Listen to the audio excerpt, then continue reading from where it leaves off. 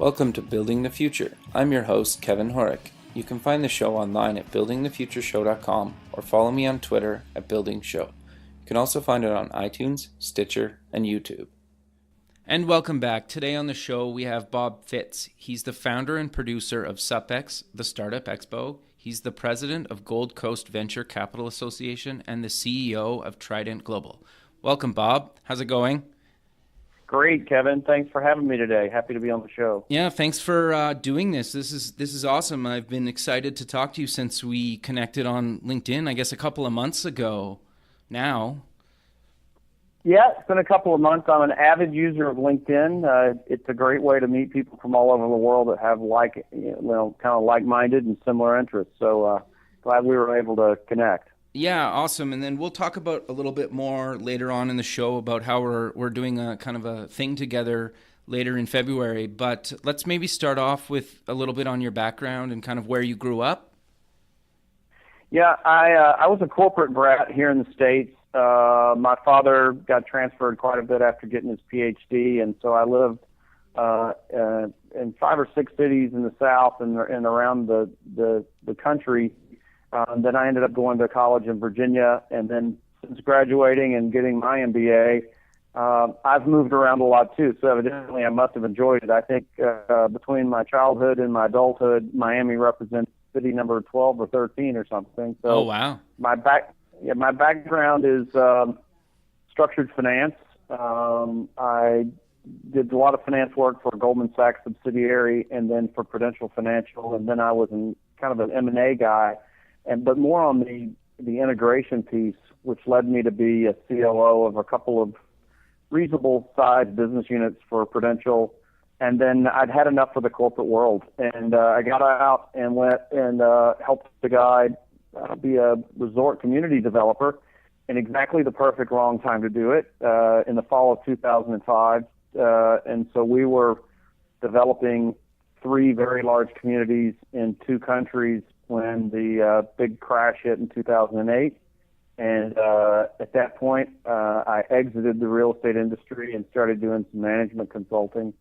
And I ended up moving out of New York, where I'd been for 15 years, about 4 years ago, and came to Florida and had no background in the startup and entrepreneurial world at all, and kind of backed into it.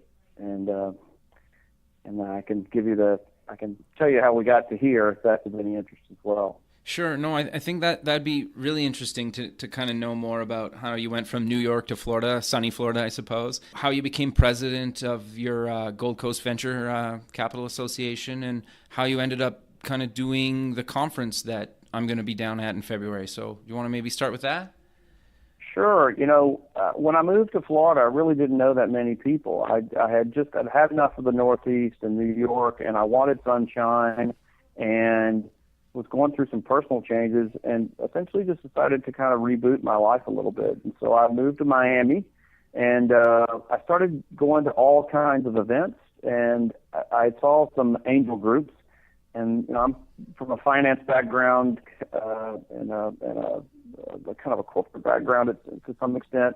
I thought I'd check it out, because my brothers are in the tech scene, and I thought, I want to see what's going on. And it was very interesting to meet so many young, positive, bright people with great ideas. A lot of them pipe dreams, but a lot of them, a certain percent have potential, and it's an interesting and fun and positive culture to be around. And I thought I'd keep going, and eventually I found an organization that was troubled. The organization was clearly dying, and I was looking as a newcomer to join organizations that I could really get involved in. It would be a chance to meet people, and it would also be a chance to subtly showcase my skills to those that were help running the organization, and hopefully have it generate some business that way, in sort of a softer approach than glad-handing everybody at the meetings and bragging about myself or something, which isn't really my style. So I ended up getting involved in Gold Coast, and I was introduced to the guy that ran it and told him that I wanted to get involved, but I wasn't a wallflower, and that I had some impressions about the organization that perhaps weren't favorable, and he asked me to explain, and I told him I thought they'd be out of business in 3 years. So why did you say that, or why did you think that? Well, because the model that they had at the time was what I called the old guy supper club model. Uh-huh. And, you show up at 5:30 and network for an hour, and then you sat at a dinner with a table. So it was like an 8-top table. So you sat with 7 other people, and the quality of the networking was a direct proportion to the quality and the talkativeness of the person to your left and right. Okay. And which restricts your, ability to really interact. And then there was the programming from, say, 7:30 to 8:30. So it was long, boring, and expensive. But because they were serving a sit-down dinner, the price point was also high. They were charging like $65 for non-members and $45 for members. And the other thing that they were making a mistake about doing is they were charging startups $350 to pitch. Oh, wow. Well, yes. Yeah, well, you get it. Don't need a lot of explanation, but they didn't get it. And so they didn't get that. As a result, the better startups weren't doing it. And the other thing is they weren't a check-writing angel group. They were really a forum. And so that's not to say that there weren't investors in the audience and that deals did not get done. But it wasn't like going to your typical angel group where you make a pitch, and if they like you, either a fund decides to invest in you, or at least 4 of the members say, okay, I'm in for $10,000 or whatever. But it wasn't like that at all. So not only did startups have to pay to come, but the likelihood of there being a payoff was very small, and word had gotten out. And as a result, the pipeline for startups wanting to pitch was practically non-existent, and they just were older and not as fleet and as connected to things and hungry, frankly, to try different things. And things that I'm sure you're familiar with, Startup Grind and Sure. all kinds of, and I'm sure in Canada it's just as it is here. There's almost a saturation of events. I mean, you could go to an event at least one a night here in Miami, maybe more than one a night, that you can go to easily for less than $35, and under $50, there's tons of events. So I just thought that they wouldn't survive as a result of that. And he said his response was, look, we need some allies to help us join the board. And so the very first meeting I joined the board, and I told him I was going to do this, I rammed through the change that we were dropping the $350 fee. And it passed, and the executive director resigned within 2 weeks. So, oh, wow. Yeah, so then the guy that kind of blessed me coming on the board was like, well, great, thanks. Now what do we do? And I told him at the time, since I was so new to the area and trying to build up my own book of business, and I wasn't that busy, I said, look, I'll run the organization as a volunteer for a while. And we set about changing virtually everything about the organization. And this is a 30-year-old organization, so it had a brand, but the brand was tainted. So we rebranded the organization, literally. We hired a graphic designer and came up with a new logo. We put in a new website. We put in a new CRM system. And then we set about trying to do things to rehabilitate our reputation in the area. And so we came up with a concept.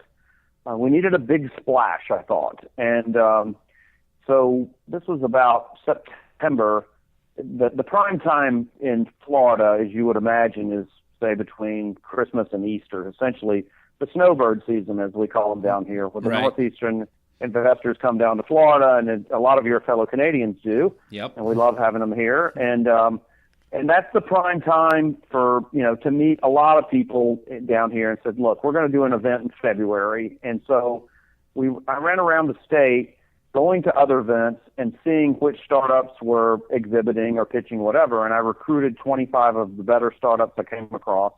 And then I went and found 14 sponsors that were willing to exhibit. And I said, look, to all of them, I said, there's no format, there's no programming, so to speak. You're going to stand behind the table, and our job is to gather as many people as we possibly can, and you're going to talk about either your existing business or your startup to as many of them as possible. And if you're a startup, we're hoping that the percentage of those that come in the door that are actual investors is a reasonable percentage, and you might make some positive capital connections. And we managed to get 350 people to turn out. Oh, wow. That's awesome. Which for us, that was, well, thank you. And for us, that was huge because we couldn't get anybody to partner with us.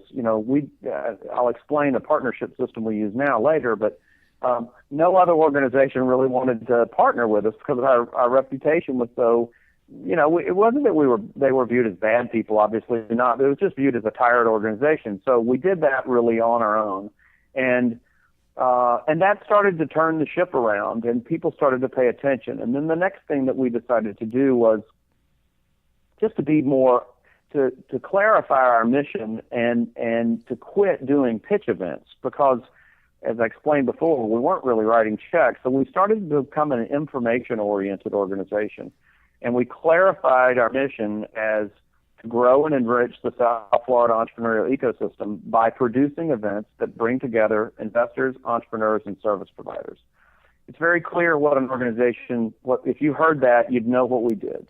So for sure. We put on, 1 month we might have a panel on crowdfunding, and then 1 month we might have a panel on raising capital for startups, and we might have a speaker the next one. And so people began to see what we were doing, and we really spent time thinking about really good, smart topics that were of interest, and we found good speakers. And slowly that ship continued to turn.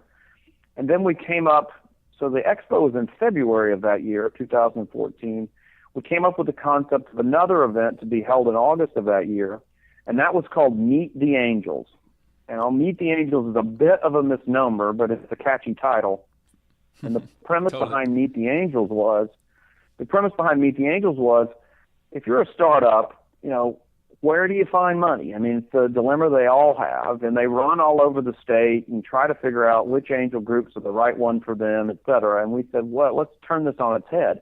Let's just get all the really good angel funds in one room, and it'll be easier for the startups to understand where to go. So we went and recruited all the major angel groups in Central and South Florida. From the geography that's within probably a 250 to 300 mile kind of radius, and we got about 7 or 8 funds that do seed series investing. Okay. We had a total of about 18 panelists to participate. And unlike that previous event, the expo, where nobody would partner with us, we had like 17 organizations decide to co-market this event. Oh, wow, that's awesome. So how did you go about reaching out to them? Did you just email? Did you call? Did you know a bunch of them? Well, I had been networking like crazy as we were trying to turn the organization around and trying to go to other people's events and show support for them, and also inviting them to be some of our speakers from, on those panels I was talking about helped. So we were giving them exposure, and we were just trying to be a good friend and support their events and give them opportunities at ours. I mean, everyone loves to speak. So we had been cultivating relationships for a while, and people started to see that we were doing good things and that we could be trusted to produce an event of quality and not embarrass them. Right. And we gave them things. So I don't know what the ecosystem is in the area that you're like, but here it's a little cliquey. And what we said, oftentimes people charge people to speak because almost like an ad, and we're like, look, we want you guys to come and talk about your organizations all you can, and of course there's no fee. You're doing us a favor by speaking at your event. So we gave them a nice platform. And the other thing that we did, which was really good for the startups, was we had each panelist prepare a deck, and in that deck they had to obviously say who the organization is, what their investment parameters were, which verticals they like and don't like, what their process was, how much they invested in the past year, and their typical investment size, and some other information, and then who to contact. Oh, interesting. And then we put all of those presentations on a jump drive, and we had a local law firm sponsor the cost of that jump drive, and then everyone who showed up got that jump drive. So if you're a start, that's actually a really good idea. Well, thanks. I don't know if it was mine or not, but I'm happy to take credit for it. so if you were a startup in the area, by the end of that meeting, and they didn't just sit up there and talk about, okay, this is my organization. They did not repeat what was on that jump drive. The panels themselves were about the process of raising money and the idiosyncrasies and the do's and don'ts, and it was a learning session. And then when you left, you got the jump drive that kind of gave you the pragmatic logistical stuff about how to contact them. But if you were a startup, you got to sit there and really learn from investors about their thought processes and you know whether to sign disclosure agreements and structures and all these great things to learn about raising money. And then when you left, you knew, okay, I'm not going to go talk to that angel group because they said they don't do life sciences, and I'm a medical device company, or this one likes more mature companies that are really more toward the seed side of things and not just post friends and family. So that's going to be a waste of time. So it was a great learning opportunity, and we had 550 people turn out for that. Oh wow, that's awesome.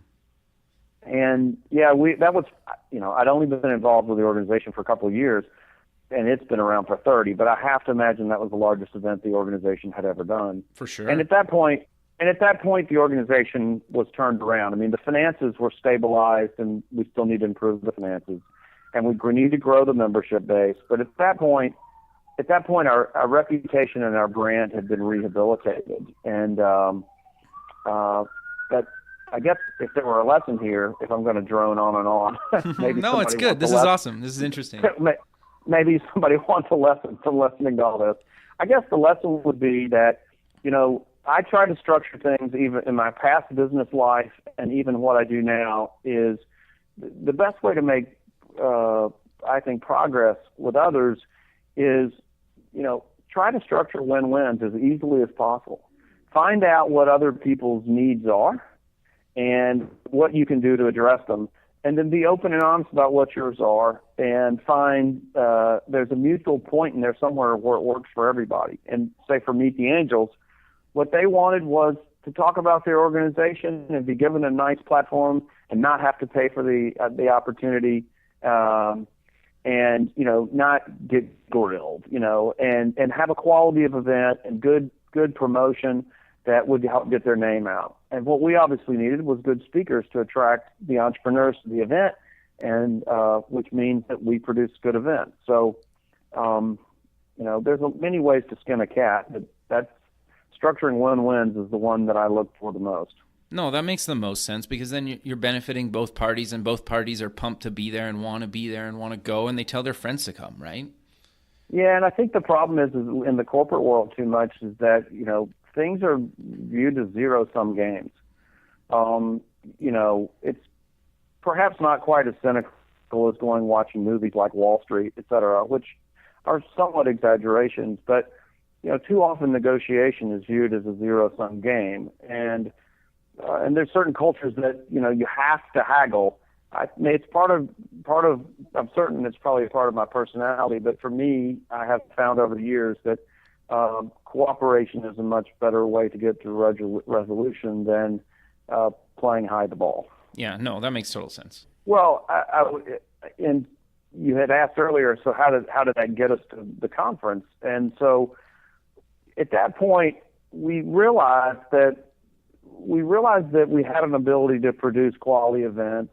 We realized that the organization had a good brand, and there was clearly a need. And I had been writing a business plan for an international conference for the startup community. And I'd done research on other conferences, and as we were talking about earlier, Kevin, there's almost a saturation. There's so much enthusiasm, at least in North America, for entrepreneurship, which is awesome. There are events constantly in major metropolitan areas, literally every night, as we were saying. So what would be something different? What would be the something that would stand out? And I had looked at a lot of the conferences, and the really big ones, we have festivals like South by Southwest, which is a lot of things. And in South by Southwest, I don't think a lot of people know this that are younger. I mean, I'm 50, but that started off as a music festival. Totally. I've actually been once. It was a blast. people think of it now as a technology festival, but it started off as a music festival, and it's a technology festival, and it's a film festival. It's a week long. There's like 1 million people there. There's some festivals around the country, as I refer to them, and then there are some really big conferences too. Yeah. And a lot of those tend to be in Silicon Valley in New York, which means almost by definition they're what I refer to as capital conferences. It's really about the raising money aspect of being an entrepreneur. And then, they have a couple of, whales or somebody who does the successful guy talk, as I call it. Right. But it seemed like there was a need for something that was a little more focused. And obviously, there's one benefit that we have here in South Florida is that our winters are amazing. We don't have them. That's what's amazing about them is we don't have a winter. A cold day here in February is like 70. Please don't throw any bombs my way from up north, the Great White North. But so it was obvious when to do something, and that's not totally a differentiator. However, it does make it a rather opportune time to have a conference. But what we've decided to produce was we want to produce the best pre-Series A conference in the world within the next 4 or 5 years, and in North America within the next 2 to 4 years. And so what does pre-Series A mean? Because Series A itself has multiple meanings, even throughout the United States. And so you might even have a third interpretation in Canada. So I guess one way of thinking about it is it's typically, say, sub $3 million in revenue and sub $3 million in capital that's been raised. And that's actually, somebody else might even have another definition. But we want to put on the best, not necessarily the biggest, but it may be, and that would be fine, but the best conference for that community in North America. And so what is that community? The community really has 3 important components. The most important component of that, to me, focus, is the entrepreneur. Right. And providing several things that I think are vital for the entrepreneur. One is outstanding world-class content. Now, it doesn't mean outstanding world-class content isn't necessarily Elon Musk giving us the keynote address, which, by the way, we take. But if you know Elon, have him give me a call. Well, actually, a couple of weeks ago, I interviewed one of the guys, Ryan Scott. He actually invested in Tesla early on, so he does know Elon. But I don't know. Maybe I can reach out to him and see. But you never know. Don't be shy. So I will gladly take the introduction. But so world-class content is critical. We want to give entrepreneurs an excellent opportunity to learn, first of all, And so the first day is really only for the entrepreneurs, even though service providers and investors will be there. Day one is really for the entrepreneur. We start off with a half-day forum for women entrepreneurs and women investors. I think that's awesome. I think that's really lacking in the startup space right now. Yeah, there's clearly a demand for it, and it's not a bunch of superficial happy talk. It's these are important topics taught by successful people who may not have a name as big as we were talking about Elon Musk or Sally Krawcheck or somebody, but these are women that are clearly outstanding in their field, either as entrepreneurs or investors. And so we have a whole forum just for women to start things off. Then there's a break, and in the afternoon we have 3 very intensive workshops for startups on what we think are 3 of the most critical topics that they need to master in order to succeed. One of them, the second one actually, is on raising capital. And I say that first because I sometimes get the impression that entrepreneurs were asked to list what panels do they want to attend. Numbers 1 through 10 would be raising capital. And while raising capital is obviously important, I use the analogy, it's gas in the gas tank. The car won't move without it. I think it's overemphasized. And so therefore we have two other topics that we think are equally as important. The first one is how to construct and execute a very good go-to-market strategy. And the point there being, if you can do a much better job of selling whatever product service it is that you are going into business for, because you're not going into business to raise money, you're going into business to do something. If you can sell more of it, then you can either raise more or less money, which is your decision to make, because money has a price, and you can raise it cheaper. Right. And so, how do you go about selling more of your product? And then the second topic is raising capital, and then the third topic is essentially about how to build a team. And building a team is, this is kind of crass terminology, but you can rent, you can buy people, and you can JV them. There's a lot of ways to structure relationships where you plug people into your organization that aren't necessarily employees. And how do you do that? I mean, I think a lot of people know that that's what you can do.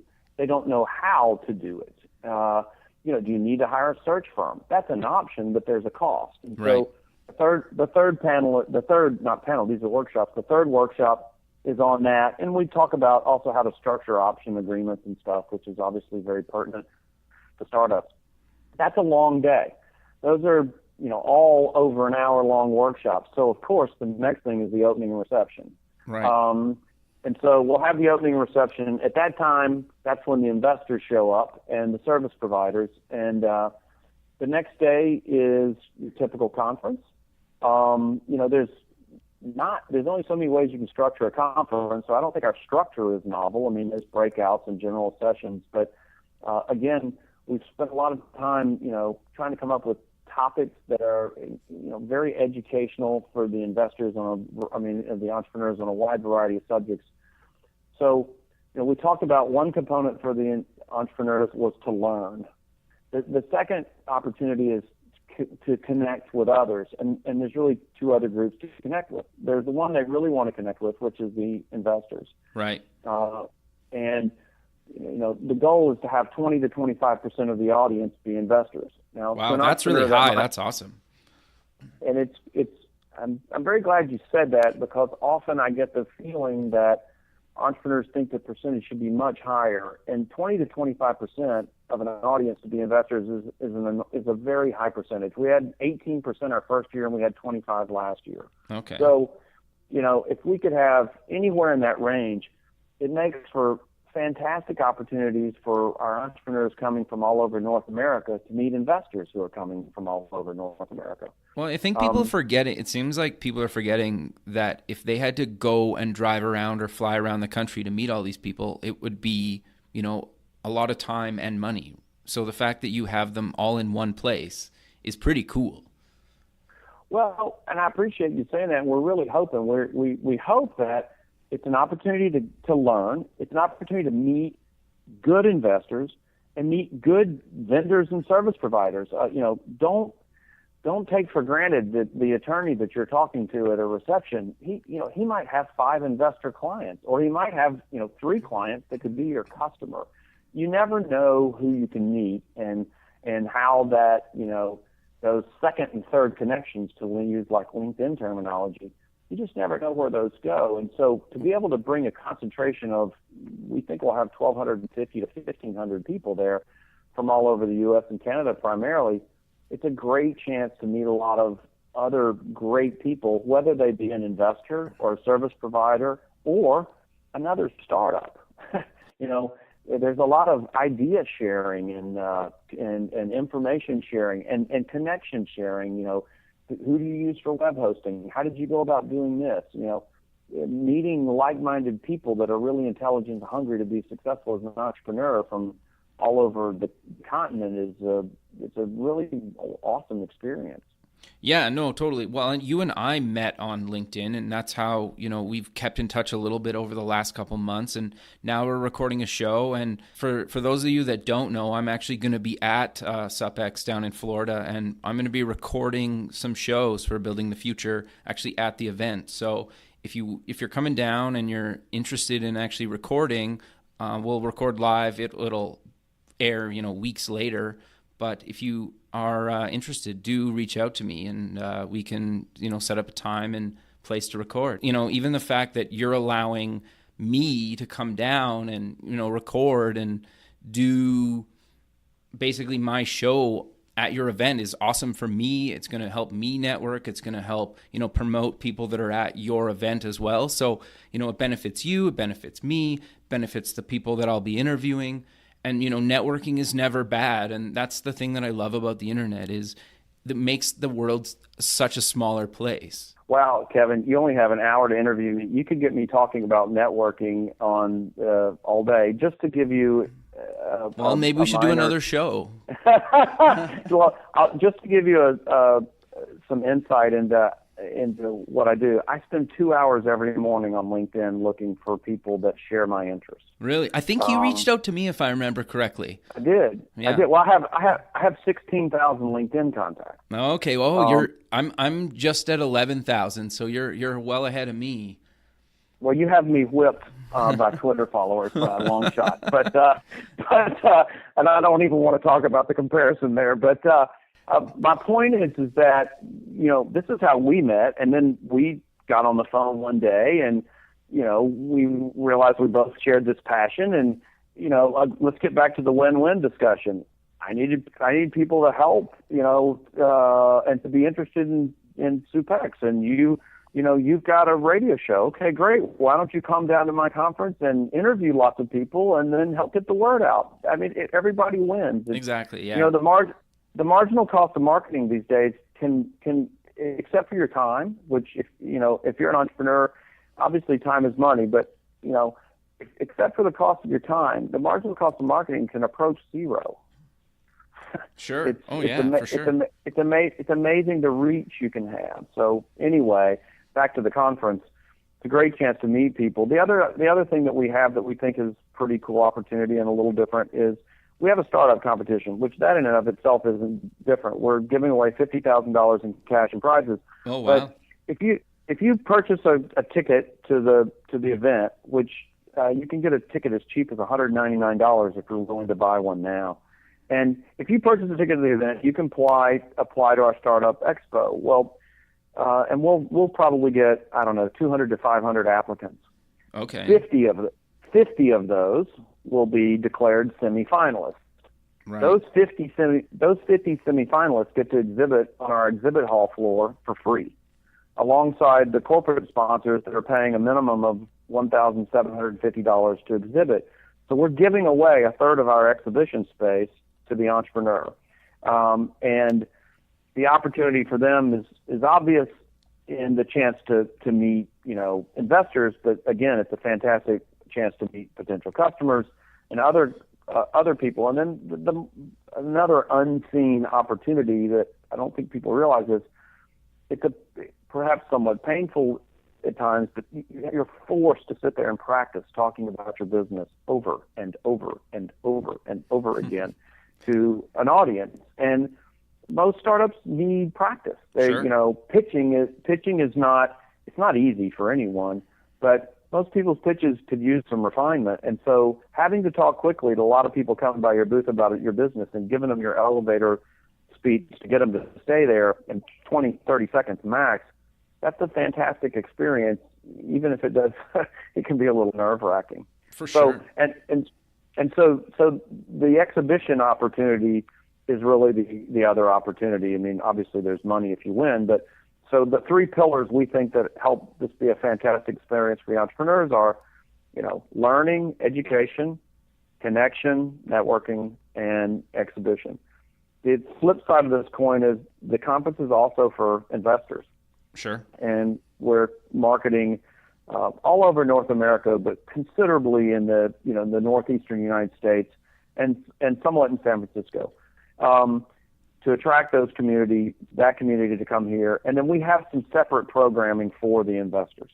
Okay. That give them an opportunity to network just with other investors. We're obviously going to have a lot of time where we have the investors and the entrepreneurs together, because that's very valuable for both of them.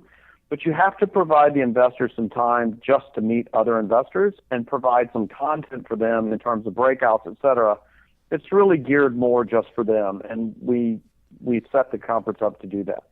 And then your third audience is, service providers who have interest in really the other two communities, and that's probably a third of your audience.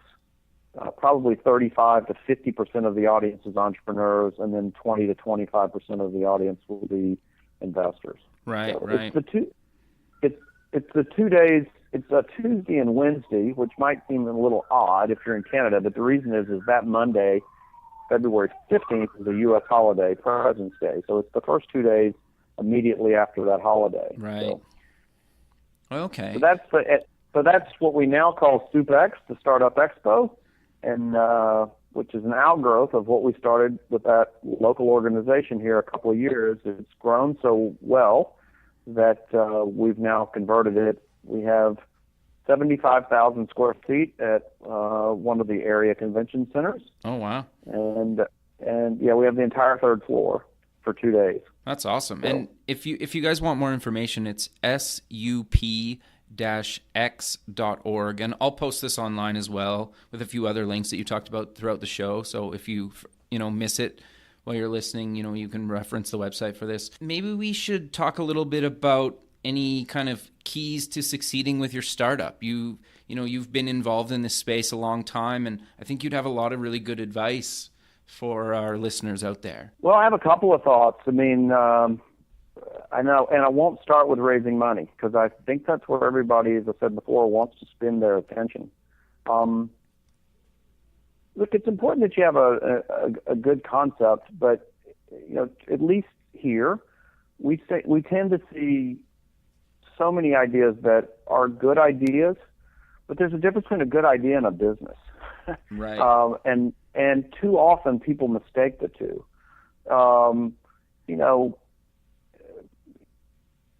Even a well thought through idea has to then be proven. You need some proof of concept, and proof of concept isn't just your family liking it. You need to have come up with a simulation of some sort of a prototype, or and I'm speaking in gross generalities here, but you have to run this by an audience with some kind of statistical relevance that's more than 20 friends and family. At least you need to do that before you approach the investment community. Right. And too often I see a lot of enthusiasm end up in a mediocre pitch deck that if it somehow makes it to a pitch meeting, it's not quite dead on arrival, but it's dying in a couple of minutes. And so I think more time has to be spent on the validation of the concept, research, and proof of concept. And I think there's something else that is important for startups to understand, and I didn't really get this until I've been doing this for a little while, and that is, very few ideas are truly unique. Yeah, it makes sense. If you look at the light bulb or the automobile, there's Edison's credited with a light bulb, and somebody's credited with Montgolfier is credited with the hot air balloon, and you could pick all these other examples. But there were really people all over the world in an age where information exchange was poor, all somehow gathering the information that was at their disposal at the time and figuring out formulas and doing lab experiments and trying things, and then basically winning a race, unbeknownst to them that they were probably in a race to begin with. And now we look back at 100 years or 200 years, depending on the invention, and we look at that and think that someone invented that. Well, they did invent that. What they really did was invent a race. And my point is that it's not likely that your idea is unique, and not unlike at all, the age of invention in the 17 and 1800s and the turn of the 20th century, where information exchange was poor. There's an opacity that exists in the startup world. A guy with a startup in Atlanta, where the show's being broadcast, or Vancouver, or New York, or Miami, where I am, have no idea what the startup in any of those other cities is doing. And Yeah, fair. Oftentimes I find I'll meet some bright person at an event who's got a great idea and they want to talk about raising money, and I will know 2 or 3 other people just in this market who have the same idea, and one of them is 19 months further along, and one of them is 7 months further along than this person. So I think so my point of saying that is it's a concept to keep in mind, to temper, not to temper one's enthusiasm, because you never want to do that in the entrepreneurship space. That is almost the core concept of entrepreneurship is idealism and enthusiasm.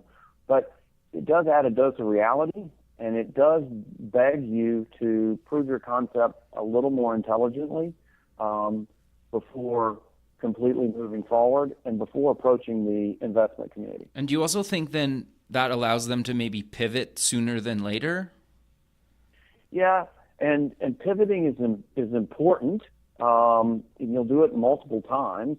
I just think that the more, when you're out getting proof of concept, you're constantly getting feedback. You're adjusting, you're doing not complete pivots, but you're taking slight modulations. You're getting information from your market or the constituents. The stakeholders are all giving you feedback to ferret through and to filter and determine what's valid. I mean, obviously, any startup who's listening to this knows this. You get way more advice than you really would like. Sure. And you have to kind of sort through. And it's very hard to decide if the messages that you're being told are the right ones. Which ones you should heed. And most entrepreneurs, like myself, have a feeling into their bones that what they're doing is right. And it's hard once you get to that point, when it's in your bones, it's very hard not to keep down your path. And there's no right answer of when to pivot and when not to pivot. But validation early is huge. And so you're asking for other lessons. So that would be one. The capital raising process is an entire conversation, an entire show Sure. that you can do, and it's probably well-trod ground. I would say that I can't tell you how many bad pitch decks I've seen. Okay, what do you think makes a bad pitch deck? Just look, no pitch deck should ever be more than 15 slides max, and probably the first one is your cover page, and the last one is your contact information. So the in-between 13 to 15 pages, absolute maximum, have to be very concise and precise, and you can order them differently, but it has to talk about what is the business problem that's being addressed, what is the key way that your product or service is going to address that, what is an overview of the market, what are your competitors like, what is your go-to-market strategy, and that one gets overlooked almost more than any other. I see people talk about a need and the solution, and therefore give me money. Okay, but how are you, okay, even if you had the solution, how are you going to sell the solution? Go-to-market strategy gets overlooked more than anything. You also need to have some sort of projections in there, and those projections, you cannot show four successive years of 10 times growth. And I have seen, you're probably better than me at math, Kevin. I don't know about that. I don't know what the number of, 4 years of 10 times 10, but I have literally seen pitch decks that show that. Wow. So you've got to have enough growth in there. Look, it is a marketing game. You got to have enough growth in there that makes your idea appealing to investors, but overdoing it just shows them that you don't have a clue as to what you're doing. So there's some elements, and I'm probably forgetting a couple. And you can do research. You can find articles on Google and YouTube videos, etc., on how to construct a good deck. But there's key topics that have to be addressed, and they need to be. And too often the go-to-market piece is glossed over. And the other thing that I would say about, and this gets back to our topics that we're having at our conference. I just talked about the importance of go-to-market strategy. That's one of our workshops, raising money. And the third thing is your team. Interesting. Yeah. I think people forget about that a lot of the time. Look, at the end of the day, a service business is really just a collection of people, right? I mean, so what are their talents? You know, how talented are the people that you have, and how well can they work with one another? You know, getting three people who think exactly the same is not a good formula for a good business. You know, you need people with differentiated skill sets.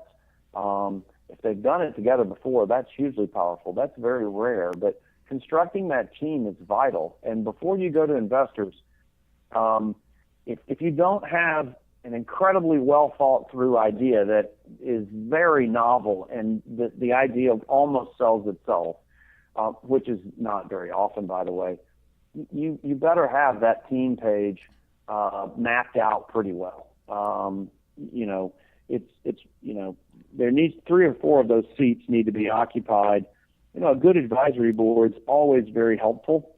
Do you have any tips on how you get one, or kind of when you should get an advisory board?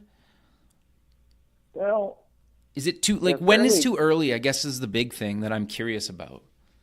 I don't know that there are hard and fast rules for a lot of this. You know, I think there's no one approach to success. There's no one way to do anything. A lot of advisory growths are natural, advisory boards, are natural outgrowths of existing relationships. And so, you know, the sooner you can get somebody with a different perspective, it's not necessarily your dad, unless your dad's willing to be like pretty doggone frank with you. You know, the sooner you can get someone with some expertise in your product, in the process of being a startup, in who has experience in raising capital. I mean, there's all kinds of people you can put on an advisory board that each could provide a different expertise. The sooner you can get any of them to be representing you or advising you, particularly for free, the better. Sure. Formally structuring, I'm just talking about an advisory board. That's a lot different than a board. I mean, a board, you know, people are going to need to get shares, et cetera. But I don't think it's ever too early to get somebody outside to be giving you, you know, sharing you some of the things they've learned along the way. No, that makes a lot of sense to me. One other thing that I was going to ask you, what about accelerators or incubators? Do you think that's a good place to, you know, maybe try to grow your startup or your idea? It is. Yeah, I agree. I mean, at least the terminology here in the States, incubators tend to be more affiliated with universities and accelerators tend not to be. But I'd say, yeah, and wow, do you have some really good accelerators in Canada? Yeah, there's a bunch. You really do. You know, I just have to say, this is a tangent. I'm so impressed with the state of your country's entrepreneurial ecosystem. That's a big ecosystem. It's very well developed. You have so many centers of excellence because you have some great universities. I mean, there's, you know, you look at what's going on in Kitchener and Waterloo and you know, the Toronto area. It's very, very, very impressive. It's not, you know, it holds its head up there with anybody, and you should be proud. But back to accelerators, I think the thing to do is, you know, at least here, the lines between co-workspace and accelerator sometimes get blurred. Okay. And if you can, you know, co-work spaces are great because you're near some, you know, you're with a lot of other people who are going through similar experiences, and there's usually some low-cost service providers that are in there that are trying to get clients, and they're doing it for fees that are very approachable for the startup community. That's a healthy environment to be in, and there's some mentorship there, but that's not quite an accelerator. I think if you're going to go into an accelerator, you need to do your research. Fair. That's good advice. You really need to do your research. Obviously, if you think of some of the bigger ones, and Kevin, you know the names better than I do, but Accelerator Center and some others, their reputations precede them. I mean, yes, you should apply, and if you get in, congratulations. You know, remember us when you're wealthy. But a lot of the other accelerators, I think you really need to do your research, because I'm not convinced that there's a big difference between co-workspaces. For an accelerator to really work, I think it's got to have a capital source attached to it on the backside. Right. Or because it needs to have proven successes, and that capital source will attract the better companies, startups to it. But just going and being taught for a semester, it's incredibly helpful. And if you get accepted in the program and you can afford the time away from another occupation or whatever, it's probably worth it. But knowing that the people also have an economic, it's okay for it not to be all just educational. It's okay for them to have some what is it, naked self-interest, something like that Adam Smith would have said. It's okay. I mean, that's, it's, those interests do align, because if they're really interested in you, it's probably a good sign. So I think having a good capital source and a good track record of producing winners is critical. And you need to do your research online and on billboards and talk to people that washed out and why. It's not all of them washed out because they didn't fit in. Some of them washed out because they probably thought, this particular place might not be worth it. But I wouldn't disparage them. All I'm saying is that it's like anything else. Do your research. That's great advice. This has been awesome. I wish we had more time with you. I really do. But I only have an hour radio slot, and it's been pretty much an hour. So I'm going to have to maybe let you go for now. But I think you touched on a bunch of things that would actually make another really good show. And I think maybe later in the year or early next year, maybe closer to the time that you're running your conference, maybe we do another one and we dive a little bit deeper into some of these other topics. Look, the pleasure has been mine. I appreciate you giving us the opportunity to talk about SUPEX and to talk about startups and entrepreneurship, which is a passion of mine. And, if I could ever be of help by talking on another topic, it's obvious that one of my favorite sounds in the world is my own voice. So have me back on.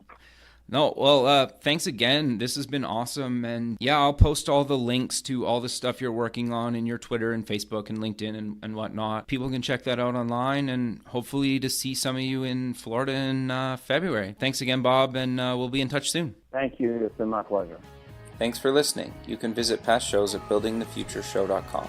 If you're going to the Startup Expo on February 16th and 17th in Fort Lauderdale, Florida, and want to record an episode, please contact me. The music for the show is by Electric Mantra. Check them out at electricmantra.com. Until next time, keep building the future.